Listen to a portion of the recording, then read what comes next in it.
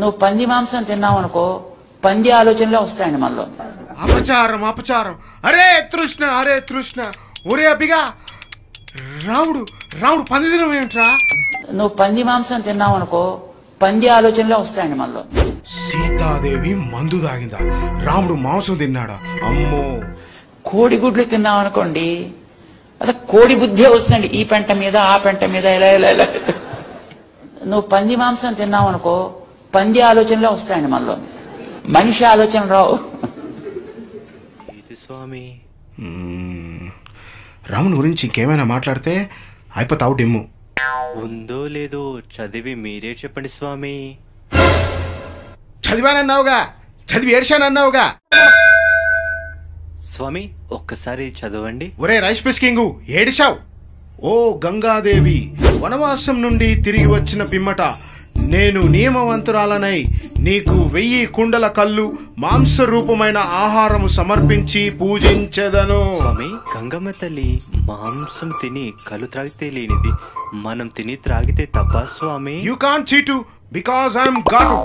రాముడు తిన్నాడో లేదో చూపించు ఫస్ట్, లేకుంటే వేస్తా నీకు టాటు. ఇంకా ఎక్కువ చేస్తే పట్టుకుంటా బ్యాటు. స్వామి ఇదొక్కసారి చదవండి.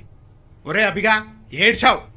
ఆకలి కొన్న ఆ రామలక్ష్మణులు అక్కడ వరాహము, ఋష్యము, దుప్పి, నల్లచారల దుప్పి అను 4 మహామృగములను చంపి వాటి పరిశుద్ధమైన ఆహారము తీసుకొని సాయంకాలము కాగానే రాత్రి నివసించుటకు ఒక చెట్టు మొదలలో చేరిరి. మరి తిన్నారు కదా స్వామి. అపచారం అపచారం. అరే తృష్ణ, అరే తృష్ణ, ఒరే అభిగా, రాముడు రాముడు పంది తినడం ఏమిట్రా? రసము, ఫ్రూట్ తింటారా? రసము, రసం తింటారా? నీ తెలివి తగలడా? స్వామి స్వామి ఈ ఒకటి చదివి పెట్టండి స్వామి. ఏమిటి మళ్ళీ? అవును స్వామి. ఒక ముహూర్తం పాటు వేచి ఉండుము, నీవు ఇక్కడ నివసించవచ్చును. నా భర్త జింకలను, ఉడుములను, వరాహములను చంపి వాటి మాంసములను ఇంకా ఇతర వన్య పదార్థములను సమృద్ధిగా తీసుకుని వచ్చును.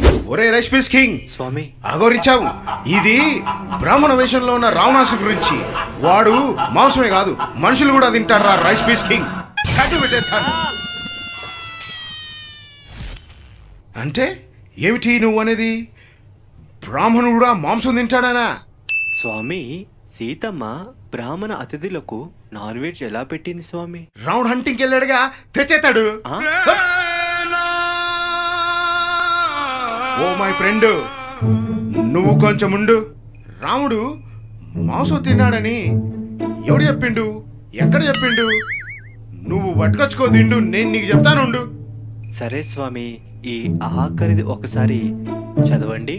ఒరే రైస్ పీస్ కింగ్, రాముడు పరిశుద్ధమైన మైరేయక మనుమద్యమును చేస్తూ తీసుకొని ఇంద్రుడు సచీదేవికి త్రాగించినట్లు సీతకు త్రాగించెను.